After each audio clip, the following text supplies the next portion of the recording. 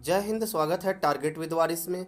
आज पढ़ेंगे विराम चिन्ह किसे कहते हैं, विराम चिन्ह का अर्थ क्या होता है, इसकी परिभाषा क्या होती है और विराम चिन्हों के विभिन्न प्रकार कौन कौन से होते हैं, आज के इस क्लास में समझने वाले हैं। इससे पहले आपसे एक रिक्वेस्ट है, यदि आप चैनल पे पहली बार हैं तो चैनल को सब्सक्राइब ज़रूर कर लीजिए। तो आइए शुरू करते हैं। विराम चिन्ह किसे कहते हैं। विराम चिन्ह का हिंदी में एक महत्वपूर्ण स्थान है। हिंदी व्याकरण में विराम चिन्ह का एक महत्वपूर्ण भूमिका होती है। जब भी हिंदी में कुछ लिखा जाता है तो विराम चिन्हों का ध्यान जरूर रखा जाता है। हिंदी में लिखे हुए विषय को सही सही समझने के लिए, उसके सही अर्थ को निकालने के लिए विराम चिन्हों का उचित प्रयोग किया जाना आवश्यक होता है। तो विराम चिन्हों की जानकारी होनी चाहिए। तो यहाँ पे हम विराम चिन्ह की परिभाषा को देखते हैं कि विराम चिन्ह की परिभाषा क्या होती है। विराम चिन्ह का अर्थ है ठहराव, विश्राम या रुकना। विराम चिन्ह का अर्थ होता है ठहराव, विश्राम या रुकना। अर्थात वाक्य को लिखते समय विराम को प्रकट करने के लिए लगाए जाने वाले चिन्ह को ही विराम चिन्ह कहते हैं। जब भी हम किसी वाक्य को हिंदी में जब कोई वाक्य लिखते हैं तो लिखते समय ज़रूरत के अनुसार अलग अलग जगहों पे अलग अलग विराम चिन्हों का प्रयोग करते हैं। तो आइए देखते हैं कि विराम चिन्ह का अर्थ क्या होता है, ठहराव, विश्राम या रुकना। अब देखते हैं विराम चिन्ह कितने प्रकार के होते हैं। विराम चिन्हों के प्रकार को देखेंगे।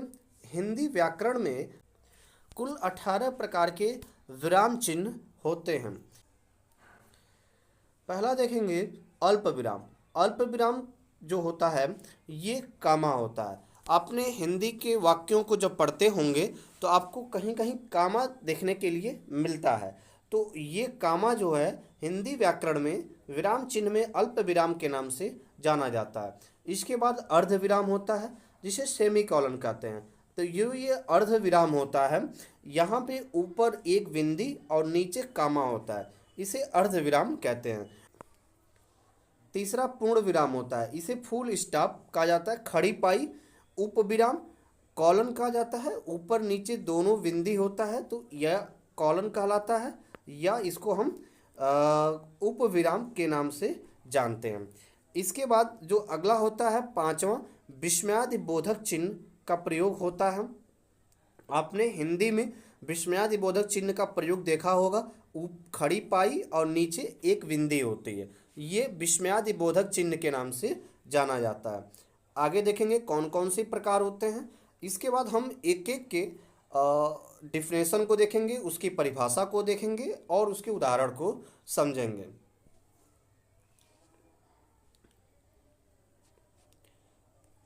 आगे जो हम देखते हैं वो प्रश्नवाचक चिन्ह है। प्रश्नवाचक चिन्ह क्वेश्चन मार्क इंग्लिश में कहते हैं। तो जब वाक्य के अंत में प्रश्नवाचक चिन्ह लगा होता है, इसका तात्पर्य होता है कि वाक्य में कुछ प्रश्न पूछा गया होता है। इसके बाद कोष्ठक, ब्रैकेट। आपने ब्रैकेट देखा होगा, हिंदी के वाक्यों में आप ब्रैकेट का कई जगह प्रयोग देखे होंगे। योजक चिन्ह आपने देखा होगा, हाइपेन। नौवां जो होता है वो अवतरण चिन्ह होता है। आप हिंदी के वाक्यों में आप इन्वर्टेड कामा या उद्धरण चिन्ह देखे होंगे, यह सिंगल भी होता है और डबल भी होता है। लाघव चिन्ह, संक्षेप सूचक। आपने कुछ हिंदी के वाक्यों में कुछ वर्ड या शब्दों के अंत में आप इस तरह सा एक लाघव चिन्ह आपको नजर आया होगा या आता होगा, उसे लाघव चिन्ह या संक्षेप सूचक कहते हैं। अगला जो होता है वो विवरण या आदेश चिन्ह होता है। ये विवरण या आदेश चिन्ह होता है। ये जो विवरण या आदेश चिन्ह होता है इसे हम जब कोई टाइटल को लिखते हैं तो उसके आगे जब कुछ लिखना होता है तो इस तरह से आदेश चिन्ह का प्रयोग करते हैं। इसकी परिभाषा को हम अभी डिटेल से समझने वाले हैं। इसके बाद रेखांकन चिन्ह, अंडरलाइन। अंडरलाइन का भी प्रयोग बहुत सारा आपने देखा होगा, हिंदी के ग्रामर में अंडरलाइन का प्रयोग होता है, रेखांकन चिन्ह का प्रयोग होता है। कुछ इंपॉर्टेंट शब्द या इंपॉर्टेंट जो पंक्तियाँ होती हैं उसको अंडरलाइन करते हैं हम, तो वैसे हम कहते हैं रेखांकन चिन्ह। अगला जो प्रकार होता है वो अगला प्रकार आप देखेंगे इसमें आता है लोप चिन्ह या पद लोप। लोप चिन्ह आपने देखा होगा इस तरह का। फिर पुनरुक्ति सूचक चिन्ह आपने देखा होगा, रिपीट पॉइंटर सिंबल आपने देखा होगा। इसके आगे आपने देखा होगा विस्मरण चिन्ह, त्रुटि पूरक चिन्ह या हंस पद। जब कुछ लिखते समय कुछ छूट जाता है तो वहाँ पे हम विस्मरण चिन्ह का प्रयोग करते हैं, हंस पद का उस छूटे हुए शब्द को दिखाने के लिए। दीर्घ उच्चारण चिन्ह, और आपने इस तरह का भी एक सिंबल आपने हिंदी में देखा होगा, इसको कहा जाता है अवग्रह या दीर्घ उच्चारण चिन्ह।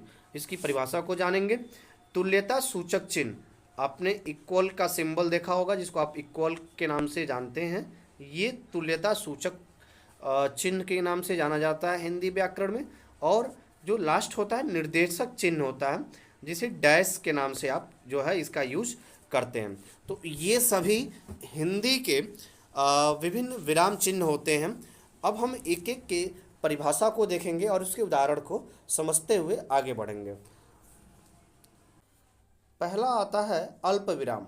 अल्प विराम जिसे कामा के नाम से जाना जाता है। ये जो अल्प विराम होता है इसको कामा के नाम से जाना जाता है। जहाँ थोड़ी सी देर रुकना पड़े, जब हम किसी वाक्य को पढ़ते समय जहाँ थोड़ा रुकना पड़े थोड़े समय के लिए, वहाँ अल्प विराम चिन्ह का प्रयोग किया जाता है। अर्थात एक से अधिक वस्तुओं को दर्शाने के लिए अल्प विराम चिन्ह का प्रयोग किया जाता है। तो अल्प विराम चिन्ह का प्रयोग कहाँ करते हैं? जहाँ पे हमें थोड़ा रुकना पड़े या एक से अधिक वस्तु हैं और उनको हम सबको हमें दर्शाना हो, तो हर उनके बीच में हम अल्प विराम या कामा का प्रयोग करते हैं। उदाहरण से समझते हैं इसको। राम, सीता, लक्ष्मण।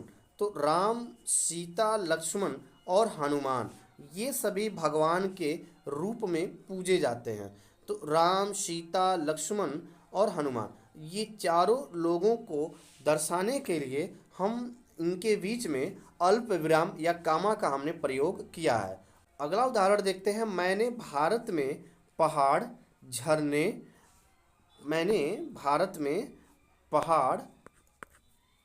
झरने, नदी, खेत, इमारत आदि चीज़ें देखी थीं। तो यहाँ पे जब हम रुक रुक के थोड़ा थोड़ा हमने ठहराव दे रहे हैं, जैसे मैंने भारत में पहाड़, झरने, नदी, खेत, इमारत आदि चीज़ें देखी थी। तो जहाँ थोड़ी सी देर के लिए रुकना पड़े, विराम ठहराव जहाँ पर हो, थोड़ा थोड़ा ठहराव हो, वहाँ पर कामा का प्रयोग किया जाता है, अल्प विराम चिन्ह का प्रयोग किया जाता है। अल्प विराम चिन्ह को अंग्रेजी में कामा कहते हैं। इसके बाद दूसरा होता है अर्ध विराम। ये अर्ध विराम इसे हम इंग्लिश में सेमी कॉलन कहते हैं।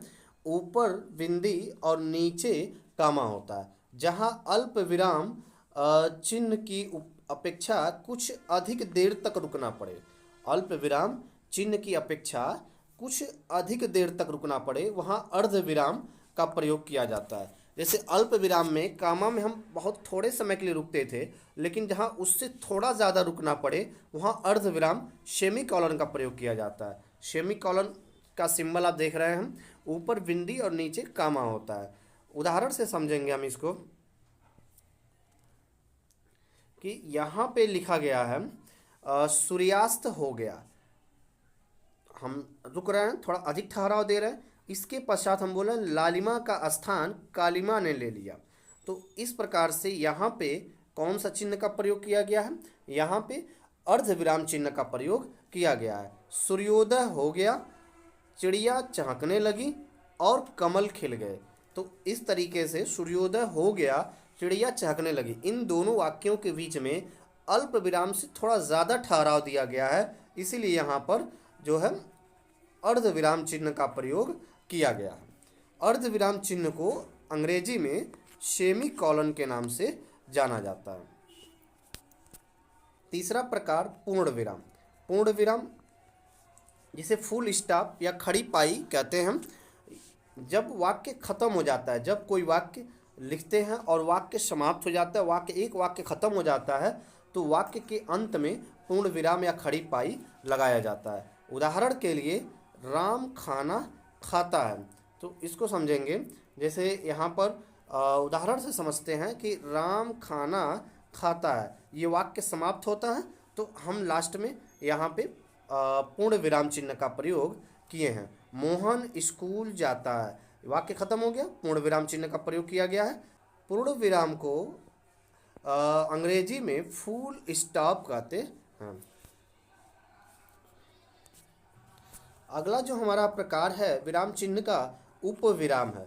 उपविराम को कॉलन के नाम से जाना जाता है। ये डबल बिंदी होता है ऊपर नीचे, जब किसी कथन को अलग दिखाना हो, जब किसी स्टेटमेंट को, जब किसी कथन को अलग दिखाना हो, वहाँ पर उपविराम का प्रयोग करते हैं। उदाहरण के लिए प्रदूषण एक अभिशाप। तो अब प्रदूषण और एक अभिशाप, ये जो एक अभिशाप है ये प्रदूषण का सब टाइटल है या प्रदूषण के बारे में उसकी एक विशेषता है। तो जब दोनों को थोड़ा अलग दिखाना है तो यहाँ पर बीच में हमने उपविराम चिन्ह का प्रयोग किया हुआ है। ऐसे और भी उदाहरण से देखते हैं कि जैसे लिखा है विज्ञान। विज्ञान हमारा मेन टॉपिक हो गया, मेन विषय हो गया, और इसके आगे हम इसके अंदर किस पे बात करेंगे, वरदान और अभिशाप को लेकर के। तो विज्ञान वरदान भी है और एक अभिशाप भी है। तो जब इसको लेकर के हम बात करते हैं तो ये कहीं ना कहीं इसकी विशेषता हो गई विज्ञान की। तो जब इसको विज्ञान को मेन विषय को इसके उप विषय के साथ अलग किया जाता है तो बीच में कॉलन का प्रयोग किया जाता है। उपविराम को, उपविराम चिन्ह को अंग्रेजी में कॉलन कहते हैं। अगला जो प्रकार है वो पांचवा हमारा विस्मयादि बोधक चिन्ह है। विस्मयादि बोधक चिन्ह आप सिंबल देख रहे हैं, खड़ी पाई नीचे बिंदी। विस्मयादि बोधक चिन्ह का प्रयोग वाक्य में हर्ष, विवाद, विस्मय, आश्चर्य, घृणा, आश्चर्य, करुणा, भय इत्यादि का बोध कराने के लिए किया जाता है। अर्थात इसका प्रयोग अव्यय शब्द से पहले किया जाता है। जब वाक्य में हर्ष, विवाद, आश्चर्य हो, घृणा, करुणा, भय, इन सब शब्दों के भाव को प्रकट कराना हो या प्रकट करना हो तो वहाँ पे विस्मयादि बोधक चिन्ह का प्रयोग किया जाता है। उदाहरण से इसको समझेंगे कि लिखा हुआ है कि हाय, आह, छी, अरे, शाबाश। तो ये सभी शब्द कैसे शब्द हैं, विस्मयादि सूचक शब्द हैं, और इन शब्दों के बाद जो है विस्मयादि बोधक चिन्ह का प्रयोग किया गया है। वाह कितना सुंदर वृक्ष है। तो यहाँ पर वृक्ष की आश्चर्य के साथ हम बोल रहे हैं कि वाह कितना सुंदर वृक्ष है, एक हर्ष को व्यक्त कर रहे हैं। आह कितना सुहावना मौसम है, खुशी है जो हमें महसूस हो रही है। तो यहाँ पे विस्मयादि सूचक चिन्ह का प्रयोग किया गया है। दुख है, वह मर गया, यहाँ पर दुख सूचक शब्द है तो दुख के लिए हम हाय विस्मयादि सूचक शब्द का प्रयोग किए हैं। तो इसके बाद हम विस्मयादि सूचक चिन्ह का भी प्रयोग करेंगे। तो ऐसे जो है शब्द जहाँ पे आ जाएं तो उनके बाद विस्मयादि सूचक शब्द का, विस्मयादि सूचक चिन्ह का प्रयोग किया जाता है। विस्मयादि सूचक चिन्ह को अंग्रेजी में इंटरजेक्शन कहते हैं। इसको अंग्रेजी में क्या कहते हैं, इंटरजेक्शन कहते हैं, साइन ऑफ इंटरजेक्शन। अगला जो है वो प्रश्नवाचक चिन्ह है। ये प्रश्नवाचक चिन्ह क्वेश्चन मार्क आप देख रहे हैं। प्रश्नवाचक चिन्ह का प्रयोग प्रश्नवाचक वाक्यों के अंत में किया जाता है। जब किसी वाक्य में प्रश्न पूछा जाता है तो उसके अंत में प्रश्नवाचक चिन्ह का प्रयोग किया जाता है। ये आपने जो है पहले से आप इसको पढ़े होंगे, जानते होंगे। जैसे वाक्य में उदाहरण हमने लिया, वह क्या लिख रहा है, तो यहाँ पर एक प्रश्न किया गया है कि वह क्या लिख रहा है, तो इसके अंत में प्रश्नवाचक चिन्ह का प्रयोग किया गया है। ताजमहल किसने बनवाया, ये भी एक प्रश्न है, तो इसके अंत में प्रश्नवाचक चिन्ह का प्रयोग किया गया है। प्रश्नवाचक चिन्ह को, इसके विराम चिन्ह को अंग्रेजी में क्वेश्चन मार्क कहते हैं। अगला जो है वो कोष्ठक है। कोष्ठक, ब्रैकेट। कोष्ठक यहाँ पे 3 तरह का दिया गया है आपको। अब ये तीनों तरह के जो कोष्ठक हैं इसका प्रयोग हिंदी व्याकरण में किया जाता है। हिंदी के वाक्यों में इसका प्रयोग किया जाता है जहाँ ज़रूरत होती है इसकी। तो कहाँ इसकी ज़रूरत होती है, कोष्ठक चिन्ह का प्रयोग अर्थ को अधिक स्पष्ट करने के लिए शब्द या वाक्यांश को कोष्ठक के अंदर लिखा जाता है। जब किसी भी वाक्य के अर्थ को अधिक स्पष्ट करना हो या किसी वाक्य में किसी शब्द के अर्थ को अधिक स्पष्ट करना हो तो उस शब्द या उस वाक्य के बाद हम कोष्ठक के अंदर उसके जो अर्थ होता है या उसकी जो मीनिंग्स होती है उसको लिख देते हैं।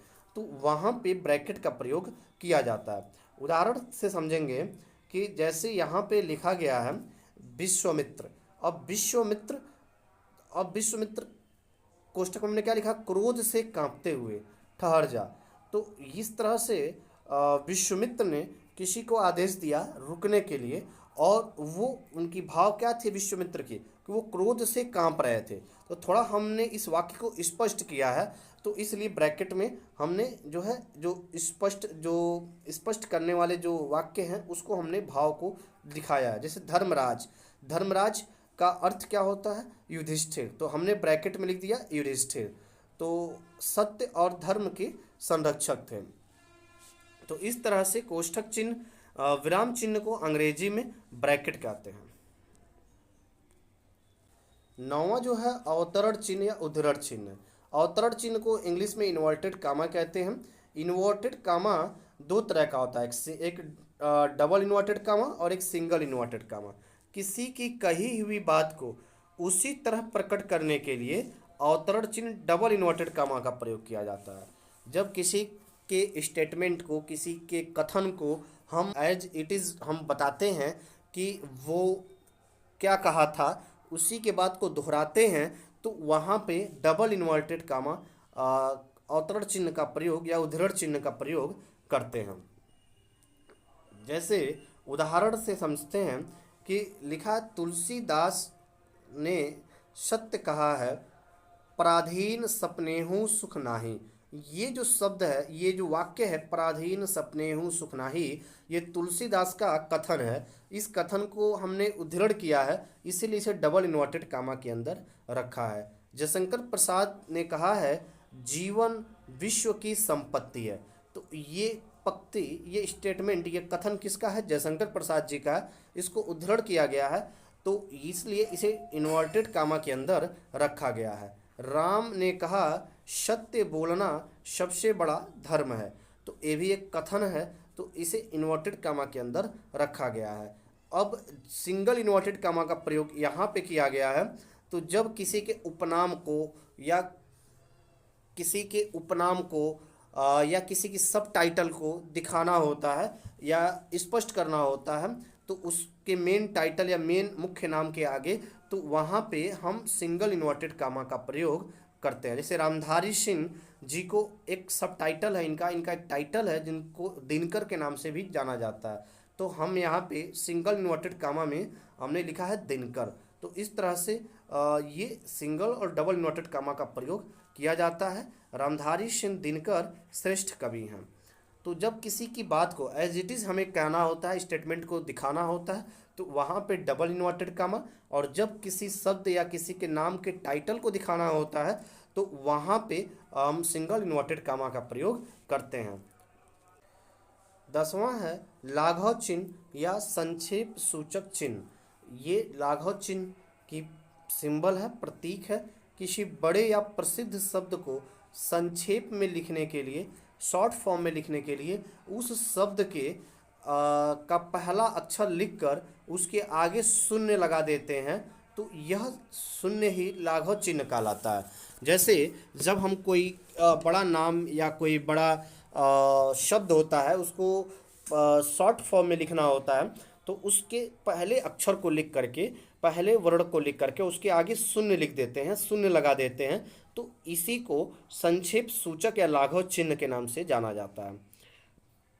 उदाहरण से समझते हैं यहाँ पे कि लिखा हुआ है कि डॉक्टर के लिए। अब डॉक्टर के लिए तो डॉ लिख करके आगे हमने शून्य लगा दिया। पंडित के लिए तो प लिख करके आगे हमने शून्य लगा दिया। इंजीनियर के लिए तो इंजी लिख करके आगे शून्य लगा दिए।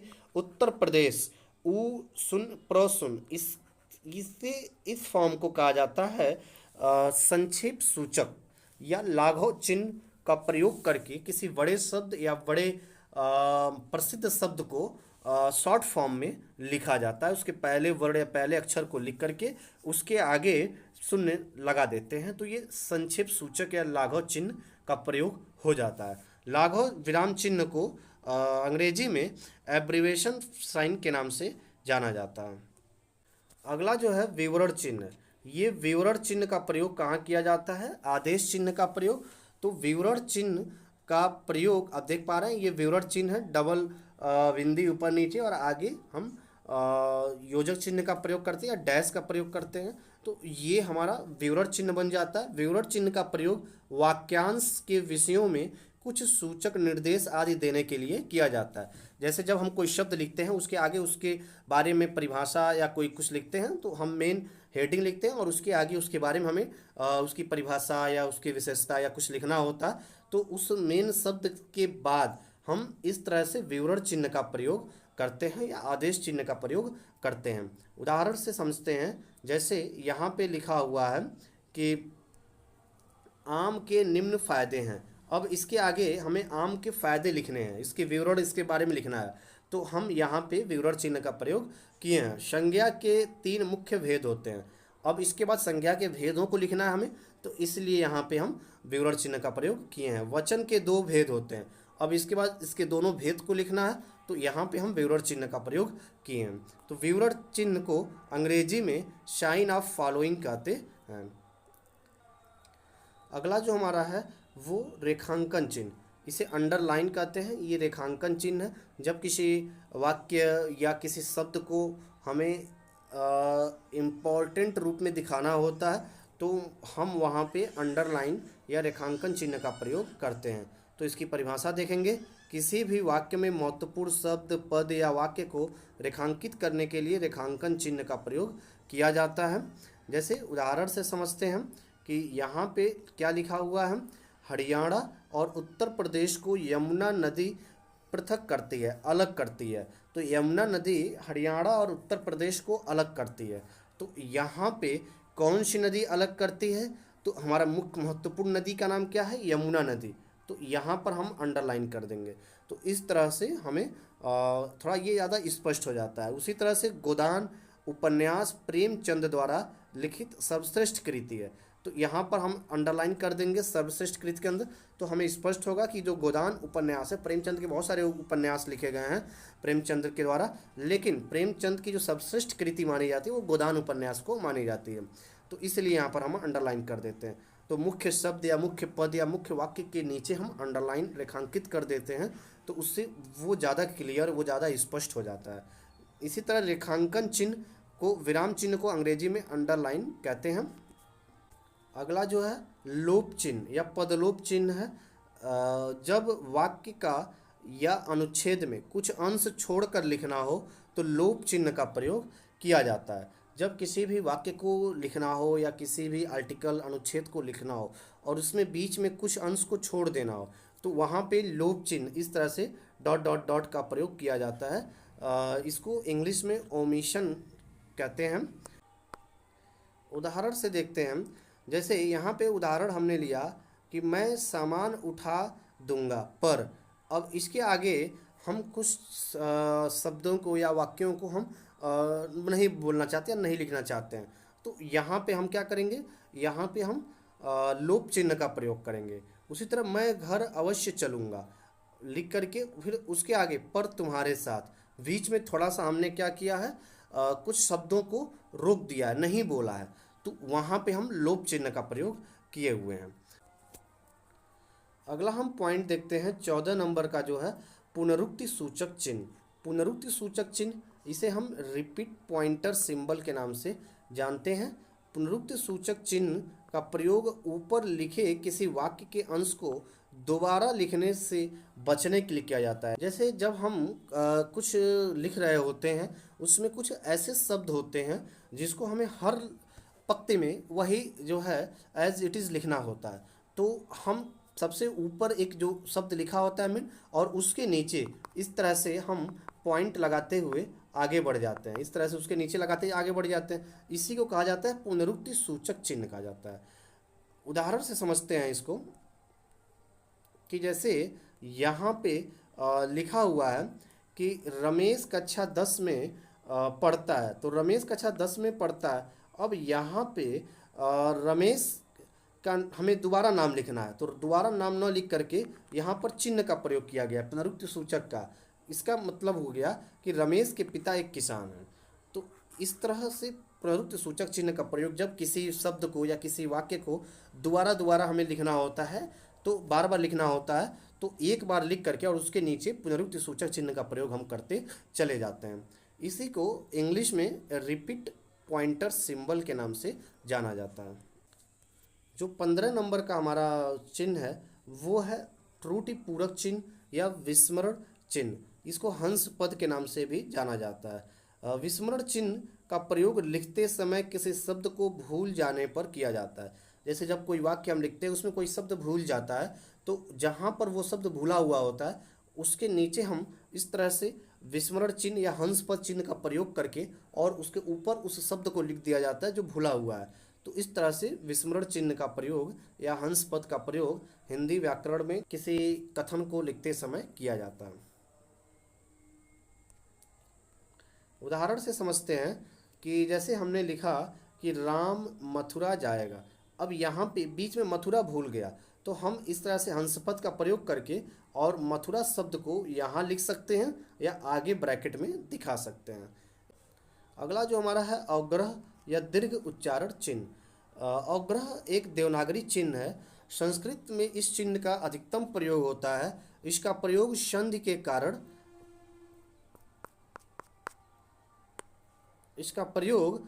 के कारण विलुप्त हुए अ के लिए किया जाता है, परंतु आधुनिक भारतीय भाषाओं में अवग्रह चिन्ह का प्रयोग अति दीर्घ स्वर या दीर्घ उच्चारण या पुकारने के लिए किया जाता है। जैसे जब हमें कोई नाम पुकारना होता है और एक दीर्घ स्वर के साथ पुकारना होता है, तो वहाँ पे अवग्रह या दीर्घ उच्चारण चिन्ह का प्रयोग करते हैं। उदाहरण से समझते हैं कि जैसे यहाँ पे आप समझेंगे, जब किसी वाक्य या शब्द में किसी विशेष शब्द के उच्चारण में अन्य शब्दों की अपेक्षा अधिक समय लगता है या दिया जाता है, तो वहाँ पे दीर्घ उच्चारण चिन्ह का प्रयोग किया जाता है। उदाहरण से अगर हमें अपनी माता जी को बुलाना है तो हम कैसे बुलाएंगे? माँ, ऐसे लंबे स्वर के साथ बुलाते हैं, बुआ। तो इस तरह से यहाँ पे दीर्घ उच्चारण चिन्ह का प्रयोग किया जाता है। अगला जो हमारा 17वां जो सिंबल है वो विराम चिन्ह है, तुल्यता सूचक चिन्ह। इक्वल साइन इसको कहा जाता है इंग्लिश में। आप जो है इसका प्रयोग हमेशा करते हैं कि जब कोई दो पक्ष बराबर होता है उसके तुल्यता सूचक चिन्ह का प्रयोग किसी वस्तु, संख्या, गुण आदि को बराबर या समान या समकक्ष या तुल्य प्रदर्शित करने के लिए इसका प्रयोग किया जाता है। अधिकांशतः इसका प्रयोग गणित में किया ही जाता है। तो इस तरह से आप देख पा रहे हैं, जैसे यहाँ पे 7 + 2 9, 5 + 4 9, दोनों से पक्ष बराबर है, तो बीच में तुल्यता सूचक चिन्ह का प्रयोग किया गया है।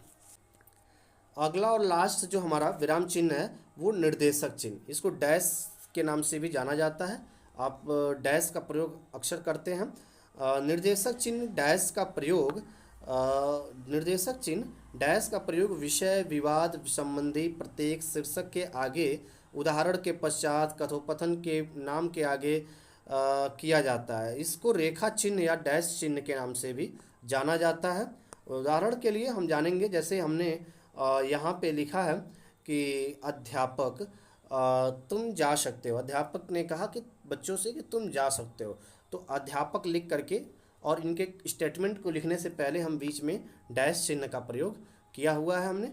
जैसे जैसे, अब जैसे के आगे को हमको जैसे अगर लिखना हो किसी विषय के संदर्भ में, तो जैसे डाल करके और इसके आगे हम डैश का प्रयोग करते हैं और उसके आगे जितने प्रकार के टाइप्स जैसे होते हैं उसको हम लिखते हैं। तो ऐसे सभी जगहों पर डैश का प्रयोग किया जाता है। जबकि योजक चिन्ह जो होते हैं ये हाइपेन का प्रयोग दो शब्दों को जोड़ने या समस्त पदों के लिए किया जाता है। समस्त पद से तात्पर्य दो शब्दों के माध्यम किसी शब्द का लोप हो जाने पर बनता है।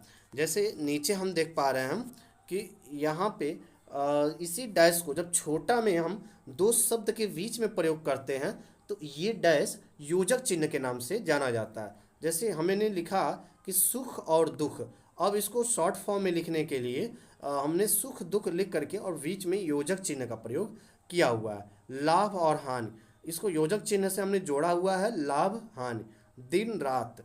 तो इस तरह से जब योजक चिन्ह को हटाते हैं तो इसका हम पूरा लिखते हैं दिन और रात।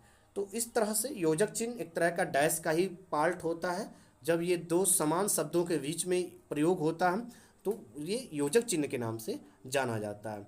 तो इस तरह से आपने सभी प्रकार के विराम चिन्हों को देखा, 18 प्रकार के विराम चिन्ह आपने देखा। आशा करते हैं इसकी जानकारी आपको अच्छी लगी होगी और आपके आने वाली सभी परीक्षाओं में यह बहुत ही महत्वपूर्ण होने वाला है।